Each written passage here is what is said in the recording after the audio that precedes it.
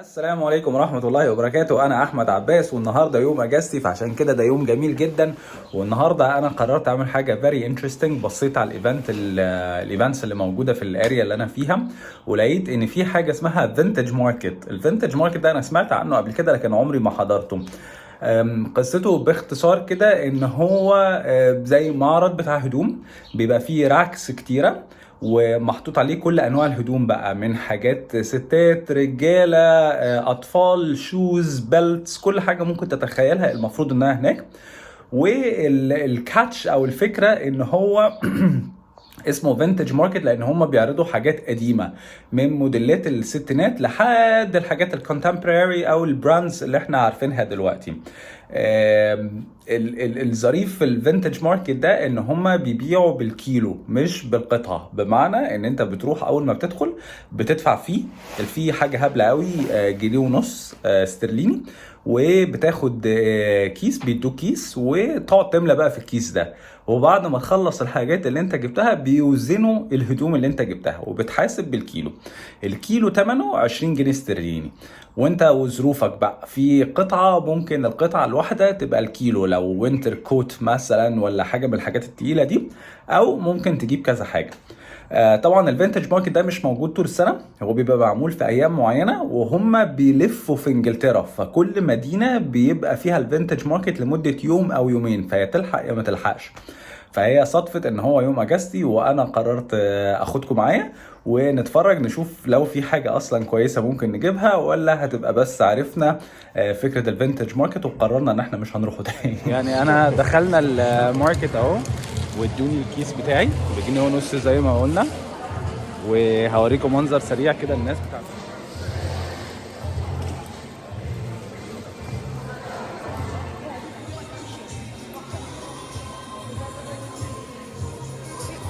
الناس اللي بتحب الكوت اللي هياخد اي كوت من كوت ستريت ماكسيمم برايسز 20، بمعنى ان هو لو وزنه اكتر من كيلو هو مش هيحاسبك اكتر من 20. نفس الكلام بالنسبه للجاكيتس دي.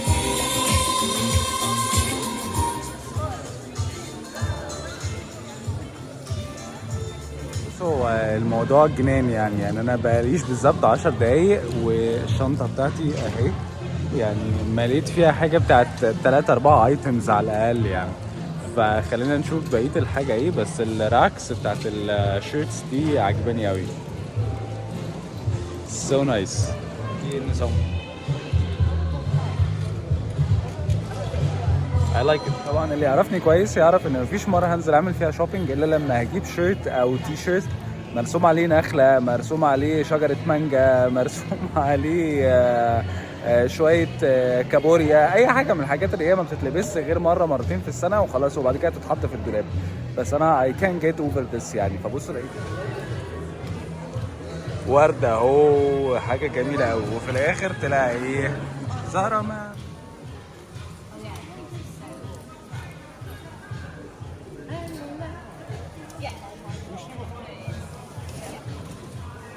مش مكتوب عليه ماركة، بس هو يعني خطير الصراحة. وبرضه ماكسيمم برايس اوف 20. خلينا نلقي نظرة كده على الماركات بس، يعني عشان أنا لقيت حاجات دلوقتي دي جامدة يعني. تعال وريني يا عم بجد.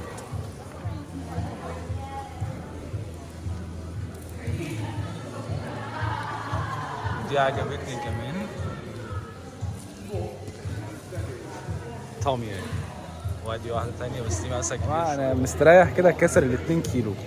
أنا مستريح كسر 2 كيلو. خلينا نشوف بقى كده ونفرز في الآخر ونشوف ايه اللي هيتاخد وايه اللي هيتاخد. ايه الشنطة دي كلها جلوفز، حاجات جلد بقى، حاجات خطيرة. كيو ار كود ده، ولما تسكان الكيو ار كود ده يديك ايه بقى؟ كل ما تشتري كيلو يديك 1 ستامب، لما تجمع 10 ستامبس يديك فري كيلو.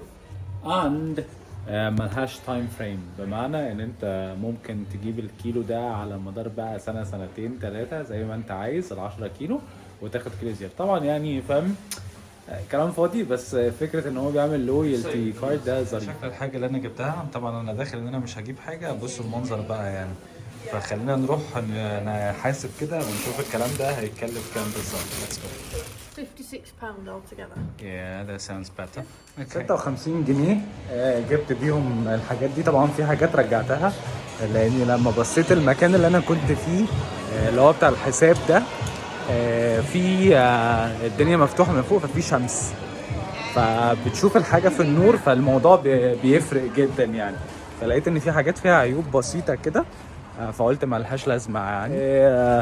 اروح البيت ان شاء الله ونعمل ديفيليه نقيس الحاجات اللي احنا جبناها ونشوف اتوفقنا فيها ولا لا، وتقولوا لي انتوا ايه رايكم. بس انا شايف ان فكره الفينتج ماركت دي ظريفه.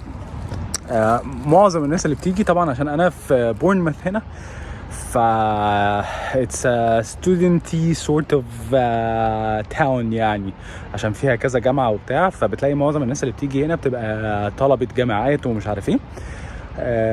و interestingly enough بيبقى فيهم عرب كتير، لان في دول عربية بتبعت الطلبة بتاعتها هنا كتير علشان كورسات اللغة والحاجات دي، عشان هم بورنموث هنا معروفة بالقصة دي. لكن I think it's لو رحت ممكن تلقط كام حاجة كده ظريفة. I think it's a good deal يعني. لكن الأحلى من كده إن أنت بتساتسفاي أو بتشبع حتة اللف على الهدوم أو الشوبينج عشان تشتري هدوم وبتاع، which is يعني a pleasure في حد ذاتها. it was a nice day يعني. أنا قعدت جوه ساعة ونص وده بسرعة عشان أنا عندي حاجة تانية لازم أعملها النهاردة. لكن I think إن أنت لو فاضي أو أنت لو فاضية أو رحتوا، لا ممكن تقعد ب3-4 ساعات صباح الفل عادي جدا يعني. وبعدين التيكت اللي أنت بتشتريها دي بتدخلك multiple entries يعني جرى رجل أكتر يعني، اللي هو روح وتعالى تاني صباح الفل وخد اللي أنت عايزه تاني ومفيش مشاكل يعني. بس هم بيعملوا فلوس كويس الصراحة، هم بيعملوا فلوس كويس. أنا شايف الناس بتدفع، لا في ناس بتدفع جامد يعني. نبتدي نكوي بقى الهدوم الخطيرة اللي احنا جبناها علشان نعمل الديفيليه ونوريكم كل حاجة احنا جبناها شكلها عامل ازاي في اللبس. انتوا عارفين الكوي ده فعلا يعني من الحاجات اللي بتعلم الواحد الصبر. عشان كده انا طول عمري بكره الكوي. ابويا ربنا يديله الصحة كان دايما لما كان هو طبيب يعني، راجل كان طبيب ايام ما كان بيشتغل، ف طبعا دكتور احسن مني بكتير يعني، لا يوجد وجه مقارنة. يا رب ابقى نصه بس في يوم من الايام يعني. لكن كان دايما لازم القميص بتاعه يبقى مكوي، وفي الكسرات بتاعت الكم والكسرة بتاعت البنطلون والحاجات دي بقى. طبعا انا صباح الفل يعني يا حاج يعني، فاهم ان هو شكله مش طالع من بق كلب، هو ده المهم. لما الواحد بيكبر في السن بقى بيكتشف قد ايه ان الحاجات دي مهمه. لسه ما بيعملهاش يعني، بس هو بيكتشف ان الحاجات دي فعلا مهمه، وان انت وسط ما انت بتعمل الحاجات دي بتتعلم حاجات مهمه جدا، ان انت لازم تبقى صبور. زي ما انا حاسس دلوقتي ان انا نفسي اقطع القميص ده عشان الكم بتاعه مش عايز يتفرد، لكن هصبر عليه كله عشان خاطر اليوتيوب. في حاجة مهمة جدا عشان الأمانة المهنية. أمانة مهنية؟ أنا ما بشتغلش أصلا في القصة دي. طيب علشان تعرفين المصطلحات الرنانة دي بتبقى قوية وقعها قوي، لكن هو الواقع إن أنا عايز أنقل لك الصورة زي ما هي حصلت بالظبط علشان تبقى إيه يعني، عشان أنا بحسسني إن أنا عملت الفيديو صح. ففي يعني tiny piece of information او حته معلومه صغيره انا ما كنتش عارفها قبل ما اروح، وعرفتها بعد ما رحت ودخلت الفينتج ماركت، ان الهدوم دي هم بيقولوا عليها انا I love التشويس اوف ووردز او الاختيار الكلمات اللي هم بيختاروها. يقول لك pre-loved دي معناها ان هي pre-owned، يعني الهدوم دي هدوم مستعمله مش هدوم جديده. انا ما كنتش عارف كده وانا رايح، انا فاكر ان هي حاجات قديمه بس اللي هي ما اتلبستش قبل كده، موديلات قديمه وبتاع. فاتضح ان الحاجات دي لا، دي كانت بتاعت ناس والناس دي استخدمتها وبعد كده هم بيبيعوها، فايتس some sort of a recycling sort of thing يعني. بس طبعا عشان كده بتاخدها باسعار كويسه. انا عايز اقول لك ان انا اول ما عرفت كده اللي هو يعني طب ايه الكلام، طب ايه، بس انا خلاص كنت رحت وكنت قايل ان انا هصور ولقيت حاجات فعلا عجبتني، فقلت وات، لا انا هجيب الحاجه اللي عجبتني وخلاص، طالما ان ما فيهاش اي عيوب خالص وشكلها هيبقى حلو عليا. وفي نفس الوقت انا قلت ان انا مش هقول لحد يعني which kind of contradicts او في نوع من انواع التعارض وانا بحط الكلام ده على الانترنت. بس خلينا صريحين يعني انا بالظبط في الوقت اللي انا بصور فيه الفيديو ده انا عندي 16 فولورز، عندي 16 فان، ف 16 بني ادم اللي هيتفرج منهم يعني هيبقى عارف ان انا لبست حاجات اتلبست قبل كده، لكن قول مثلا كل واحد هيعرف هيقول لي 2 3، لكن سوت يعني عادي I can live with this، فمش هتبقى مشكله. لكن في نفس الوقت انا شايف ان التجربه كانت تجربه ظريفه قوي. طيب من غير كلام كتير خلينا نروح نجرب الحاجه وتشوفوها عليا وانتوا تقولوا لي رايكم ايه. الشيرت ده ماركته زي ما انتوا شايفين في الشاشه، باين ولا ايوه، تومي هيلفيجر. هنقيسه ونشوف الدنيا ايه. انا شايف انا عندي شاشه هنا شايف فيها الكاميرا، ف بتلاقوني ببص كل شويه هنا عشان اشوف الشكل عامل ازاي يعني، بس انا I like it looks really nice and neat، شكله ظريف ومهندم في نفسه كده يعني. بس بقى I like it. وبعدين انا بحب الزراير الصغيره بتاعت تومي هيلفيجر دي، بتبقى زراير مش عارف باينه ولا لا، بس it looks really neat، شكلها حلو قوي يعني. اوكي دي اول حاجه، خلينا نشوف الحاجه الثانيه. ليتس جو. وده ماركته سيليو. بصوا الاراء هتتضارب على الشيرت ده، يعني في ناس هتقول لك يعني love it or hate it، بس زي ما الانجليز يقولوا it's not everyone's cup of tea، يعني مش كل حد هيعجبه اللون ده او الخامه دي، بس انا بالنسبه لي I like it very much. واللي عاجبني كمان فيها ان هو كبسوله، يعني الشميز ده مش زراير، ده كبسوله which is very nice. شكلها اظرف بكتير واسرع في ان انت تلبسه وتشيله، وبعدين القماشه بتاعته تقيله زي صوف كده وبتاع. غير ان انا اصلا من قبل ما اجي في انجلترا وانا في مصر وانا بحب ماركه سيليو دي، الفيتنج بتاعها بيبقى ظريف قوي. فده شميز نمبر 2. خلينا نشوف بقيه الحاجات اللي عندنا. ترى دي خطيره بصراحه يعني انا غير ان انا يعني بحب بوما جدا، بس انا بحب شكل الجاكور بتاعهم ده او النمر بتاعهم ده، شكله خطير جدا يعني. وبعدين اللون بتاعها جميل، مقاسها خطير، في نمر هنا كمان، سو نايس. لا يعني I love it. يلا بينا. تيشيرت بوما تاني فورمة الساحل. طبعا هو مش فورمة ساحل ولا حاجة، انا فورمة ضايعة، مفيش فورمة اساسا يعني. بس لا it looks really nice برضه. و I think ان هو it's بوما برضه. yeah nice I love it. يعني وانا بلبس القميص سرحت في الموضوع ده، يعني احنا كلنا عندنا احلام وطموحات وعايزين حاجات عايزين نحققها ومش عارف ايه. انا واحد من ضمن احلامي اللي مش منطقيه بالمره ان انا اوصل لمرحله ان انا كل يوم بلبس الحاجات دي wherever I'm going.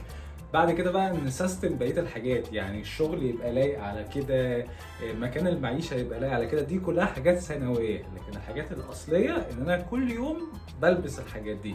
السو كومفي يعني فاهم، خفيف كده وجميل وطبعا تبقى في مكان غير انجلترا عشان انجلترا ساقعه، فانت لا يمكن تلبس الحاجات دي في انجلترا، فلازم تبقى في مكان حر بجد بقى، اللي هو يبقى فيه عرق بقى وكده يعني.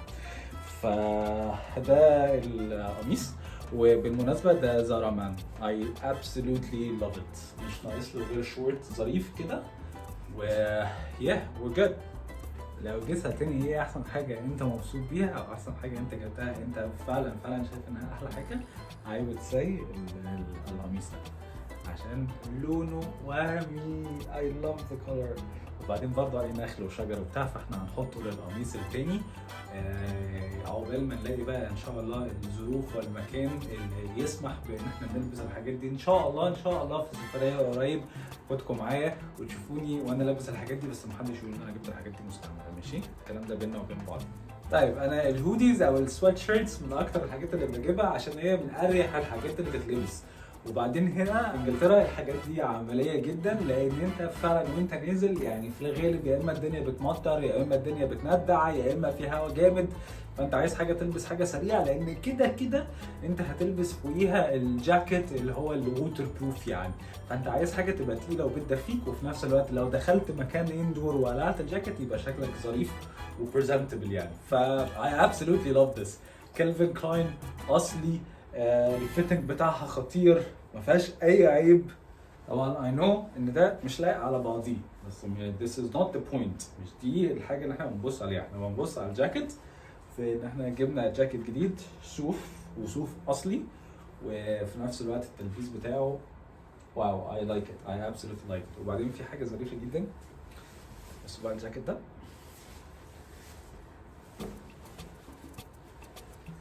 شوفوا مكتوب عليه، ده مكتوب عليه made in USA، ده امريكاني، جاكيت امريكاني، ماركه عمري ما سمعتها قبل كده، اسمها ستانلي بليكر. انا ما اعرفش ايه الماركه دي، بس I love the quality. بصوا شكل الحاجه من جوه نضيف ازاي، ما فيهاش اي عيب، you can never tell ان الحاجه دي كانت مستخدمه قبل كده. طيب اخر حاجه بقى من حاجات الدلع اللي انا بحبها، الجوانتي بتاعي اللي انا جبته I love it so much. لكن الجلد من ناحيه و صوف من الناحيه الثانيه and it's so nice. وفي نفس الوقت دايما لما بتلبس جوانتي بتبقى عايز التاكتايل فيلينج ده، او احساس ان انت لما بتمسك حاجه بتبقى حاسس بيها، مش ان صوابعك معزوله خالص فانت مش حاسس بحاجه، فالجلد بيديك الاحساس ده اللي هو عندك جريب او عارف تمسك الحاجه كويس يعني. فاي لايك بس الحاجه كمان اللي جبتها ومش هقيسها عشان مقاسها طلع صغير شويه، يعني جايه على انها بادي ويرز المفروض انها تبقى عامله تي شيرت يعني. ايه التي شيرت ده؟ انا جبتها مخصوص عشان طبعا انا قلت لكم ان انا بحب شكل الجاكور بتاع بوما، لكن بصوا بقى شكل الجاكور عامل ازاي، يعني ادي ده منظره من قدام، وبعدين لما تلفها من ورا كده بقيه الجاكور مكمل يعني، فاهم؟ فحسيت ان هي ظريفه، غير ان انا بحب اللون الاحمر اصلا. اي هوب ان انتوا تبقوا استمتعتوا معايا بالجوله الظريفه اللي احنا عملناها النهارده، واتمنى ان انتم ما تبخلوش عليا بلايكس وكومنتس علشان تشجعوني ان انا اعمل فيديوهات تانية، ونتفرج مع بعض على انجلترا، المكان اللي انا قاعد فيه ان سبيسيفيك يعني بورنموث، مع العلم ان انا ناوي يعني، لان انا ما بعرفش اقعد هادي كده في مكان واحد، لازم اقعد اتنقل في مكان تانية، في اماكن تانية، ونشوف الدنيا ايه. وان شاء الله ان شاء الله لو الموضوع يعني كملت في قصة الفيديوهات دي وحسيت ان في اضافه وفي تفاعل من الناس، نبتدي بقى نشير مع الناس حاجات سبيسيفيكس خصوصا للاطباء اللي يعني بتفكر او بتحلم او بتطمح او بتسعى في طريق ان هي تيجي تشتغل هنا، لان الموضوع دلوقتي هم محتاجين دكاتره كتير جدا، واحنا عندنا كواليفيكيشنز محترمه جدا، وظروف الاطباء في مصر ده لا يخفى على اي حد صعبه جدا. فانا شايف ان هي فرصه كويسه، خصوصا ان انت هتبقى جاي مكان بيتكلم بالانجليزي اللي هي your second language كده كده، واي ثينك ان دي حاجه بتفضلها عن دول تانية من الناس اللي بتسعى ليها زي المانيا، لان انت محتاج تتعلم لغه جديده، مع العلم ان انت لما تيجي هنا هتكتشف ان الانجليزي اللي الناس بتتكلمه هنا غير الانجليزي اللي احنا عارفينه. انا واحد من الناس يعني my English is mostly او معظمه American accent اكتر، لان الانجليزي بتلقطه من الافلام ومن السيت كومز ومن الحاجات دي اللي انت بتتفرج عليها والاغاني اللي بتسمعها which most of it is American مش British، فانت بتيجي تتصدم هنا تلاقي ان اللغه مختلفه تماما، بس مش بتاخد منك المجهود الخرافي بتاع ان انت بتتعلم لغه جديده خالص من اول وجديد. anyways دي موضوعات لفيديوهات جايه ان شاء الله. thank you very much ان انتوا اتفرجتوا على الفيديو ده، واشوفكم في فيديوهات جايه ان شاء الله. السلام عليكم.